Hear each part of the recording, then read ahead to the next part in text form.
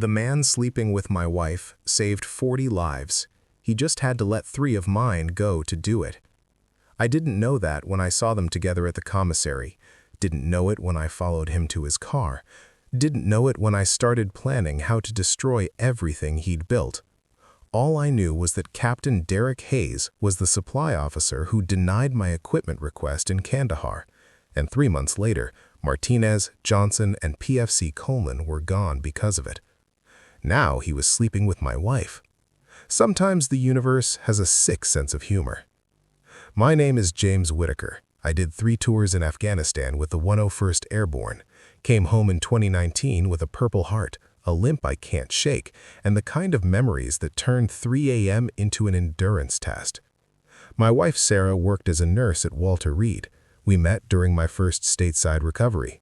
She understood the silences, the moments when I'd check exits in restaurants, the way I couldn't handle crowds on the 4th of July. Or, at least, I thought she understood. I'd been back for 8 months when I saw them. Sarah had texted that she was working a double shift. I was picking up groceries at the Fort Belvoir commissary, trying to remember if we needed milk or if I was just making an excuse to leave the empty house.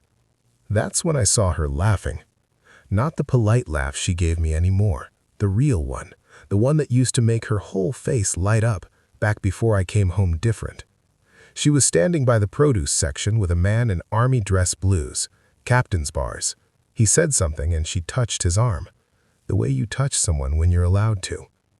I stood there holding a basket with a single box of cereal in it, watching my wife be happy with someone else. The fluorescent lights buzzed overhead. Someone's kid was crying near the checkout. Everything felt very far away and very close at the same time. Then he turned and I saw his face. Captain Derek Hayes. I'd only seen him once in person, at Forward Operating Base Cobra in Kandahar province, when I'd gone to his supply office to beg for the equipment we needed. I'd memorized that face during the 3-hour convoy back to my unit, memorized it during the long nights after we lost Martinez and the others, memorized it while I was recovering at Landstuhl, when the morphine wore off and all I had was rage. He was the reason they were gone, and now he was the reason my wife was laughing again. I left the basket on a shelf and walked out, sat in my truck in the parking lot for 20 minutes, hands gripping the steering wheel hard enough to hurt, trying to process what I'd just seen, trying to make sense of the cosmic joke that had just landed on me. The affair partner and the supply officer, same person. Sarah came home at 11 p.m. I was sitting in the dark in our living room, ice melting in the bourbon I'd poured an hour earlier but hadn't touched. "James, why are you sitting in the dark?" "Long day," I said. "How was work?" "Exhausting." She dropped her bag by the door. She'd changed clothes since the commissary. The scrubs she wore now were different from the jeans and sweater I'd seen her in before. "The double shift wears me out." "I bet." She paused. Even in the dark, I could feel her looking at me. "You okay?" "Fine. Just thinking about Kandahar." "Oh." Her voice got softer, that careful tone she used when I brought up deployment. "Do you want to talk about it?" "Not really." She kissed the top of my head and went upstairs. I sat there until 2 a.m., watching the ice melt, trying to figure out what to do with the grenade that had just landed in my life. The request I'd made to Captain Hayes was simple. We needed updated night vision equipment. The PVS-14s we had were older generation, and we were running night patrols through areas with known insurgent activity. I'd filed the proper paperwork, made the case, showed him the patrol schedules and the threat assessments. He denied it, said the equipment was allocated elsewhere, said we'd make do with what we had. 2 weeks later, we were running a night patrol near the village of Khosrow. Intelligence said there was Taliban movement in the area, possible weapons cache, standard search and clear operation. The ambush came from a compound we'd cleared the week before. They'd moved back in, set up fighting positions in the dark. With better night vision, we would have seen the heat signatures, would have spotted the movement before they opened fire. Martinez took the first rounds, center mass. He went down calling for his mother. Johnson tried to drag him to cover and caught one in the neck. PFC Coleman was 19 years old. He'd been in country for 6 weeks. The round that hit him is the kind that doesn't leave much behind. I took shrapnel in my left leg trying to return fire blind. Sergeant Peters pulled me out while the rest of the unit laid down suppressive fire. We evacuated under contact, left 3 bodies behind that we recovered the next morning. The after-action report noted equipment deficiencies, recommended upgraded night vision for all units in the region. Captain Hayes approved the request 2 days after we lost him. I'd wanted to find him after I got stateside, wanted to ask him if those 3 lives were worth whatever bureaucratic bullshit had made him deny the request the first time. But the Army's a big place, and I had enough problems adjusting to being home. The anger got filed away with everything else I didn't know how to process. Now, here he was, in my commissary, touching my wife's arm. I started following him. Not every day, just enough to learn his patterns. He lived in base housing, a nice 2-bedroom about a mile from the hospital. He went to the gym at 0600 every morning, grabbed coffee at the Starbucks on post around 0730. His office was in the logistics building near the airfield. And twice a week, on Tuesday and Thursday afternoons, he met my wife. Sometimes at a coffee shop off post, sometimes at a hotel in Alexandria. I sat in my truck in parking lots, watching them arrive separately and leave together, and I thought about Martinez calling for his mother. The anger I'd filed away came back out, sharp and fresh as the day it happened. Before I tell you what I found in his office, if you're hooked on this story, hit that like button and subscribe. There are dozens more voices like mine here. And drop a comment with your country. I'm curious where all of you are listening from. Sarah started staying late more often. Extra shifts, she'd say. We're short-staffed. She'd come home smelling like hotel soap, and I'd pretend not to notice. Pretend I was watching TV when I was really watching her, trying to figure out when the woman I married had been replaced by this stranger. We'd been married 6 years, met when I was recovering from my first deployment, a minor injury that kept me stateside for 3 months. She was the nurse who changed my dressing, who didn't mind when I woke up swinging from nightmares, who said she understood what I'd been through. We got married fast. Happens a lot in the military. You grab happiness when you can find it, because you never know how long you have. The first deployment after our wedding was hard on her. The second nearly broke us. By the third, I could see her pulling away. The woman who used to wait up for my calls started forgetting to check her phone. The woman who used to plan my homecoming stopped asking when I'd be back. I came home different from that third tour. Quieter, harder to reach. The IED that tore up my leg also tore something loose inside me. I couldn't sleep without checking the perimeter. Couldn't relax without knowing where the exits were. Couldn't be in crowds with my back to a wall. Sarah tried, I'll give her that. But trying isn't the same as succeeding. Maybe I'd already lost her before Captain Hayes showed up. Maybe he was just the excuse she needed to stop pretending we were okay. Didn't matter. He was still the reason Martinez was gone. I found his personnel file through a buddy who owed me a favor. Nothing special. Graduated West Point, commissioned as a second lieutenant in 2012. Logistics officer, multiple deployments, solid performance reviews. Married in 2015, divorced in 2017, no kids. The deployment that overlapped with mine was his third. He'd been the supply officer for Regional Command South, responsible for equipment distribution across multiple bases. Big job. Lots of requests, lots of decisions. The kind of decisions that get people gone. I went through my own files from that deployment, found the email chain for my equipment request, read through Hayes' denial again, looking for something I'd missed the 100th time. Request denied due to priority allocation of NVG equipment to units with higher operational tempo and confirmed contact rates. PVS-14 equipment currently assigned to your unit is within acceptable parameters for current mission requirements. I'd been so angry when I read that. We had confirmed contact rates. We had operational tempo. We needed the equipment. But someone else apparently needed it more. Started wondering who. Started wondering if Hayes had sent our equipment to some other unit, and if that unit had lost people too, or if those upgraded goggles had saved their lives. Started wondering if there was a version of me in some other unit, grateful that Captain Hayes had approved their request. The thought made me angrier somehow, that my men's lives were a math problem, a calculation. 3 deaths acceptable because somewhere else there might have been 4. I broke into his office on a Thursday night. Not hard to do if you know buildings and security patterns.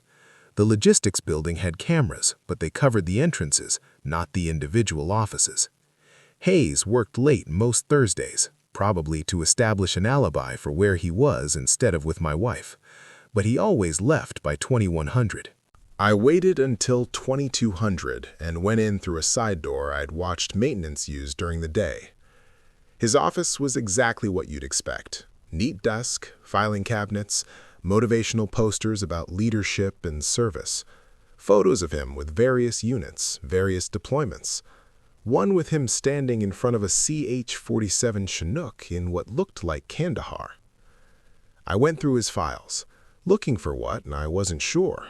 Proof of negligence, evidence of corruption, something that would explain why he'd let my men go without the equipment they needed? Found it in a locked drawer. Personnel files aren't supposed to leave the office, but Hayes had copies. Requests from 6 different units, all for the same equipment upgrade, all submitted within a 2-week window in March 2018. Mine was 3rd in the stack. Above it were 2 others. One from a unit running convoy security along Highway 1, the main supply route that got hit with IEDs weekly. Another from a Special Forces team doing direct action raids in Helmand Province. Below mine were 3 more: military police unit, civil affairs team, base security. Someone had paper-clipped a memo to the stack, handwritten notes in the margins. Only 40 NVG sets available. SF team priority, active HVT pursuit. Convoy unit second priority, 3 casualties last month from night ambush. Route critical to supply lines. Whitaker unit third, acknowledge risk but operational tempo lower than SF/convoy. Recommend denial, monitor situation. The note was dated 5 days before Hayes sent his denial. At the bottom, in different handwriting, approved, allocate to SF and convoy units, Colonel Brennan. Hayes's commanding officer. Hayes hadn't made the decision, he'd just delivered it. I stood there holding the file, and something shifted in my chest. Not forgiveness, not understanding, just a crack in the story I'd been telling myself for 2 years. He hadn't denied my request because he was lazy or negligent or didn't care. He denied it because he had 40 sets of equipment and 6 units that needed them, and someone higher up had made the call. Someone had decided that the Special Forces team and the convoy unit were more important than mine. Someone had been right, probably. SF teams do direct action raids. Convoy security keeps the whole operation supplied. My unit was just running standard patrols in a relatively quiet sector. Relatively quiet until it wasn't. I put the file back exactly where I had found it, locked the drawer, left the office the same way I'd come in. Drove home with my hands shaking, and I wasn't sure if it was anger or something else. Now here's where everything changed. But real quick, if you're invested in how this ends, I'd genuinely appreciate a subscription. More soldier stories drop daily. Comment your country below. Always amazes me how far these reach. Sarah was asleep when I got home. I stood in the doorway of our bedroom, watching her breathe, trying to remember when I'd stopped knowing her. The affair made sense now in a terrible way. She'd been married to a ghost for 8 months. The man who'd left for Afghanistan wasn't the man who came back. I was harder, colder. I'd stopped letting her in because I didn't know how to let anyone in anymore. Hayes was everything I wasn't. Present, available, probably didn't wake up checking tripwires that weren't there. Probably could sit through a movie without scanning the exits. Probably could make her laugh with the sound catch in her throat like broken glass. I wanted to hate him for the affair, wanted to add it to the list of reasons to destroy him. but I'd broken into his office to find proof of negligence and found proof of impossible choices instead. The equipment he'd sent to the SF team, I looked it up the next day. They'd used it on a raid that captured a high-value Taliban commander. The intel from that capture led to 3 more raids, saved a whole village from a planned massacre. The convoy unit? After they got their equipment, nighttime IED attacks on Highway 1 dropped by 60%. They spotted the emplacements before driving into them. 3 casualties in the month before the equipment arrived, 0 casualties in the 3 months after. 40 lives saved, 3 lives lost. That's the math Hayes had been living with. That's the decision that came across his desk and went up to Colonel Brennan and came back down with my unit on the wrong side of the numbers. I started watching Sarah and Hayes differently after that. Not with anger, with something closer to grief. She met him at the hotel in Alexandria on a Tuesday. I didn't follow them this time. Just drove to a bar near Fort Belvoir and sat there nursing a beer I didn't want, trying to figure out what I was supposed to do with all this. "You look like you're carrying the world," the bartender said. Older guy, Marine Corps tattoo on his forearm. "Deployment?" "Something like that." "It gets easier." "Does it?" He shrugged. "No, but you get stronger." I thought about Martinez, about Johnson, about PFC Coleman, who'd been 19 and should have had 50 more years and didn't get them because of numbers on a spreadsheet and impossible choices and the way the world doesn't care about fair.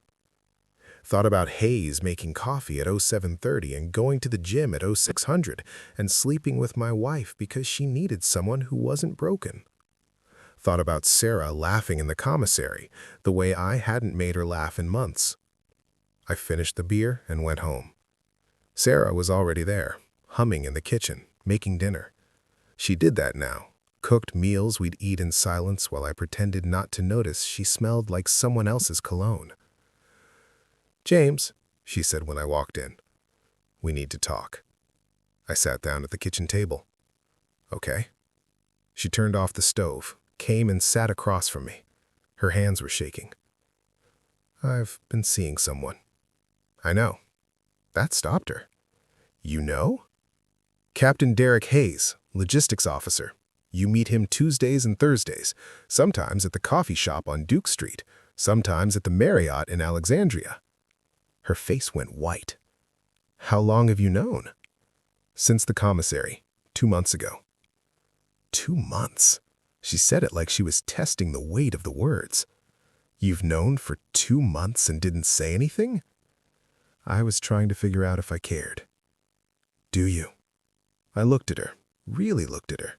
Saw the woman I'd married, the woman who'd waded through deployments and injuries and the slow dissolution of everything we'd built. "I don't know," I said. "Do you love him?" "I don't know that either." She was crying now, quiet tears that ran down her face without her seeming to notice. I needed someone who wasn't in Afghanistan, someone who could be here, present, not just physically in the room, but actually here. "I'm trying." "I know you are, but trying isn't the same as succeeding." She wiped her eyes. He's easy. He makes me laugh. He doesn't check the exits when we go to restaurants. He doesn't have nightmares." "Derek," I said his first name, testing it. "You call him Derek." "James. Did you know he was in Kandahar when I was there?" She nodded, small movement, barely visible. "Did you know he denied my equipment request?" Another nod. The anger I'd been holding for months crystallized into something sharp and cold. "You knew he was the supply officer who—" "He didn't have a choice. There wasn't enough equipment. He had to make a decision." "He chose wrong. He chose to save 40 people instead of—" She stopped, covered her mouth. "Instead of 3, I finished it for her. You told him about the math." "He feels terrible about it, carries it every day, dreams about the men he couldn't save because he saved someone else instead." "So he has nightmares too. Different ones." We sat there across from each other, two people who'd loved each other once and didn't know how to anymore. "How long have you been seeing him?" I asked. 4 months. "Did it start before or after you found out he was the supply officer?" "After." She looked down at her hands. "I met him at a hospital benefit. We started talking. I didn't know who he was at first. When I found out..." She trailed off. "You should have told me. Would you have listened?" "Probably not. I need to tell you what happened next, but first, if this story's got you, show some love with a like and subscribe. I read every comment, especially love seeing where you're all from around the world." I went to see Hayes the next morning, found him at the coffee shop on post, reading something on his tablet while he waited for his order. "Captain Hayes."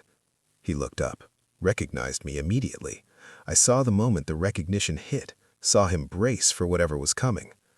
"Sergeant Whitaker," he said, formal, careful. "I heard you were stateside. Can we talk?" He glanced around the coffee shop, calculating. "Sure." We took a table in the corner. He got his coffee, black, no sugar, and I got nothing because I couldn't trust my hands to stay steady holding a cup. "I know about you and Sarah," I said. He didn't deny it. "I'm sorry." "Are you? Sorry about the affair or sorry I found out?" "Both." "That's honest, at least." He took a sip of his coffee, buying time. "If you're here to threaten me, I understand, but Sarah's not..." "I'm not here to threaten you." The words surprised me as much as they surprised him. "I broke into your office last week, found the files from Kandahar." His jaw tightened.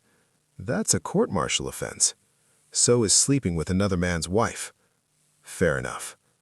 "The memo from Colonel Brennan, the 40 NVG sets, 6 units requesting, you allocated to SF and convoy security." "You weren't supposed to see that." "But I did." I leaned forward. "Tell me about the convoy unit." He blinked. "What?" "The unit you sent our equipment to, Highway 1 Convoy Security. Tell me what happened after they got the upgrade." "Why?" "Because I need to know if my men got left behind for a reason." He was quiet for a long time. The coffee shop hummed around us. Someone's phone rang. The espresso machine hissed. "They were getting hit 3 times a week," he finally said. "IEDs buried at night, tripwires the drivers couldn't see until it was too late. Lost 3 men in March, 4 in February. The route was critical, only viable supply line for 3 FOBs. If we lost Highway 1, those bases would have been in serious trouble." "And the SF team?" "High-value target pursuit. Taliban commander responsible for coordinating attacks across Helmand province. They got him 2 weeks after receiving the equipment. Intel from that capture prevented a massacre in Sangin. 40 civilians would have been gone if they hadn't stopped it." 40, I said. "Yes. Same number as the NVG sets you had to distribute?" "That's not..." He stopped. "That's coincidence." "Is it?" "Sergeant Whitaker, I don't know what you want me to say. I made the best call I could with the information I had. Your unit was running standard patrols in a relatively secure sector. The threat assessment didn't indicate. We lost 3 men." "I know." His voice cracked. "I know. And I think about them every day. Martinez, Johnson, Coleman. I know their names. I know their ages. I know Coleman was 19 and shouldn't have been there, and I couldn't save him because I was busy saving someone else." "Do you know their middle names?" "What?" "Martinez, Johnson, Coleman. Do you know their middle names? Their hometowns? What they wanted to do when they got home?" He shook his head. "Martinez was Luis Martinez from El Paso, middle name Antonio after his grandfather. He wanted to be a mechanic.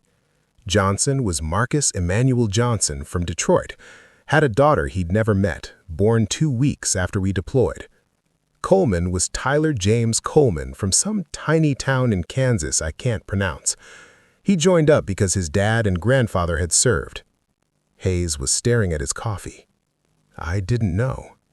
"No, you knew numbers, threat assessments, operational tempo, resource allocation. You didn't know people. That's not fair." "Fair?" I laughed, and it came out harsh. "You're sleeping with my wife and you want to talk about fair?" "I didn't—" He stopped. Started again. "I didn't pursue her because of Kandahar. I didn't even know she was your wife until she told me. And by then—" "By then what?" "By then, I'd already fallen for her."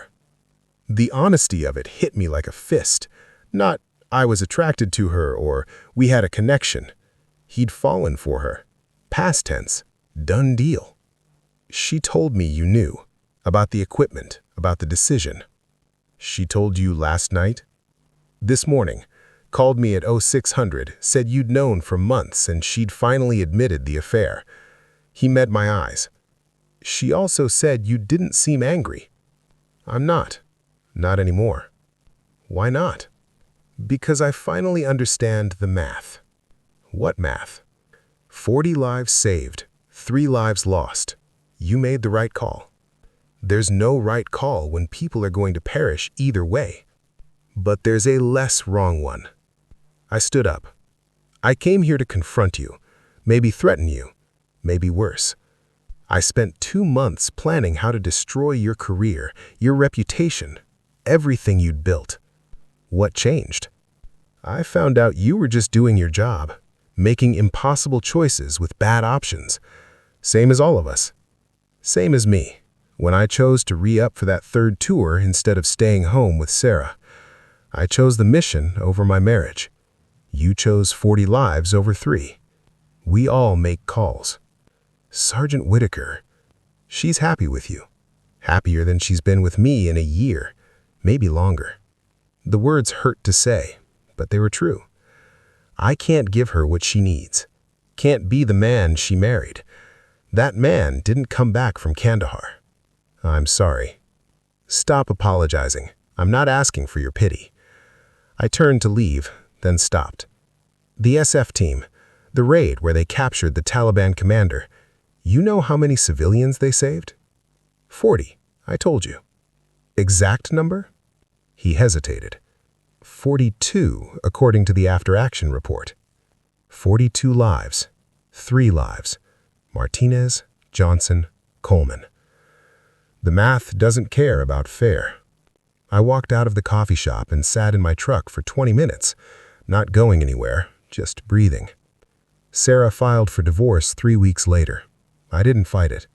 She moved in with Hayes 2 months after that, and I heard through mutual friends they were happy. She laughed a lot, didn't have to explain herself, could be present instead of waiting for the other shoe to drop. I sold the house, took a job with a contractor doing security consulting, traveled a lot, stayed in hotels where I didn't have to explain the nightmares. Ran into Hayes one more time, about a year later. Walter Reed Cafeteria. He was there visiting someone. I was there for a follow-up on my leg. Sergeant Whitaker. It's just James now, medically retired. I heard. I'm sorry. You apologize a lot. Habit, I guess. He shifted his weight. Uncomfortable. Sarah and I are engaged. Congratulations. You mean that?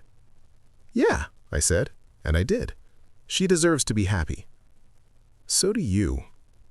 Probably. Haven't figured out what that looks like yet. We stood there in the cafeteria line, 2 men connected by impossible choices and their consequences.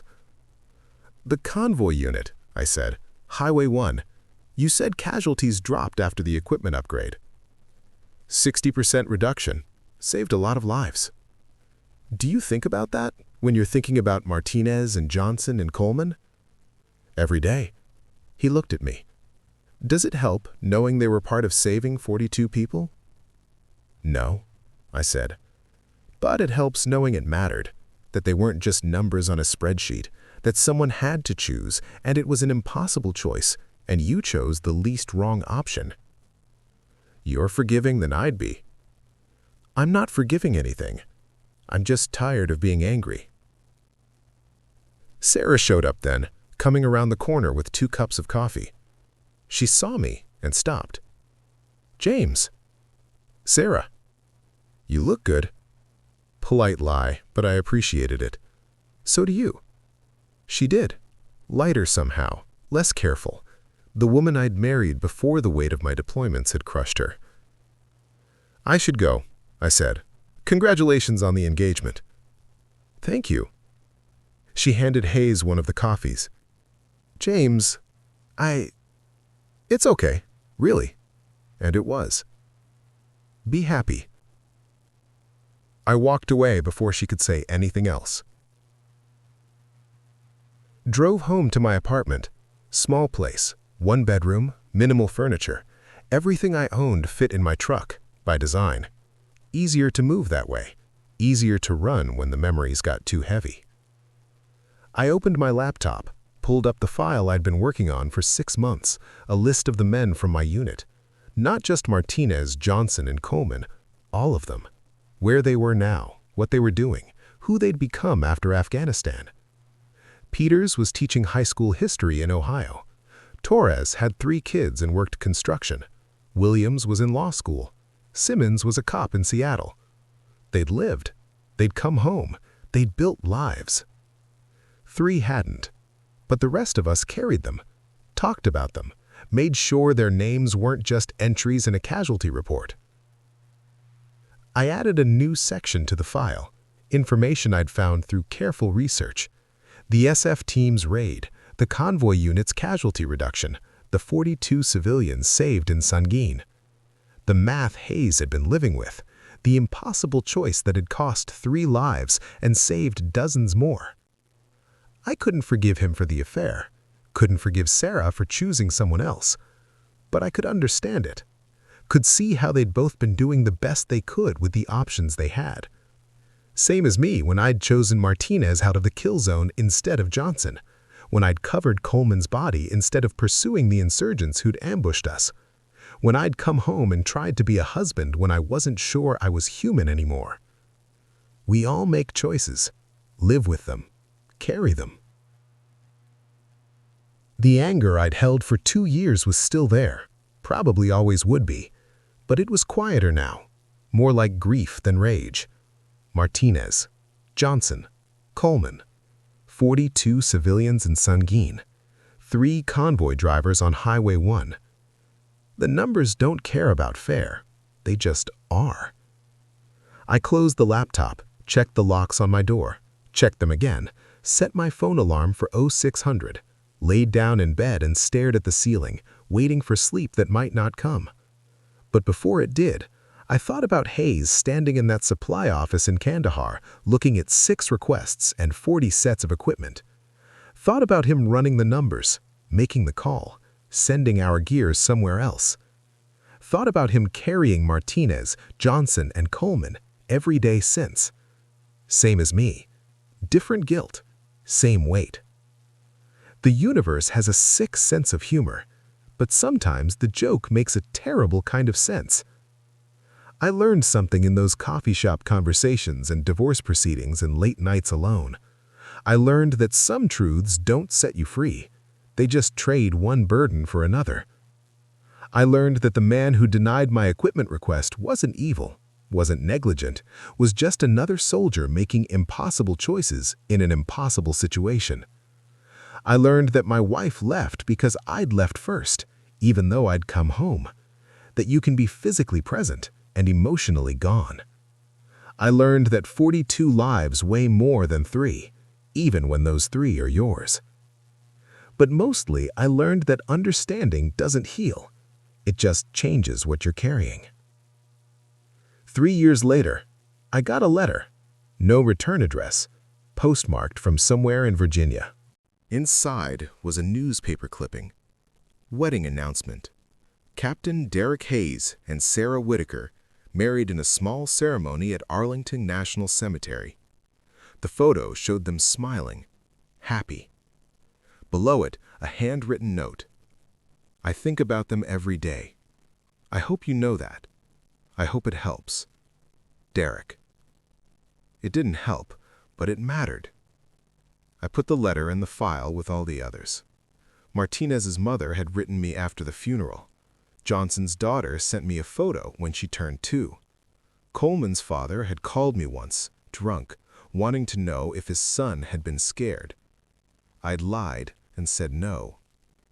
The file was getting heavy. All those letters, all those names, all those choices. I don't know if Hayes made the right call in Kandahar. Don't know if there was a right call to make.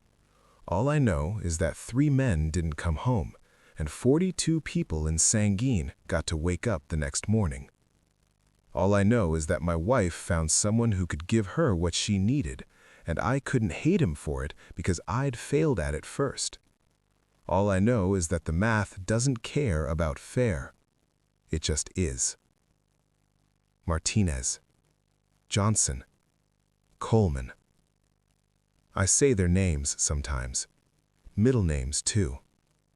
Luis Antonio, Marcus Emmanuel, Tyler James. Not to forgive Hayes, not to forget what happened, just to make sure someone remembers them as people, not numbers in an equation. The anger's still there, probably always will be, but it's different now. Less about Hayes and more about the impossible choices we all have to make. Less about betrayal and more about the cost of being human in a world that demands we choose who lives and who doesn't. I still check the locks twice, still can't handle crowds, still wake up at 3 a.m. and check the perimeter of an apartment that doesn't have a perimeter. But I don't hate Hayes anymore. Don't forgive him either. Just understand him. And understanding is its own kind of burden. The man sleeping with my wife saved 40 lives. He just had to let 3 of mine go to do it. Some days I think that makes him a hero. Other days, I think it makes him a monster. Most days, I think it makes him human. Same as me.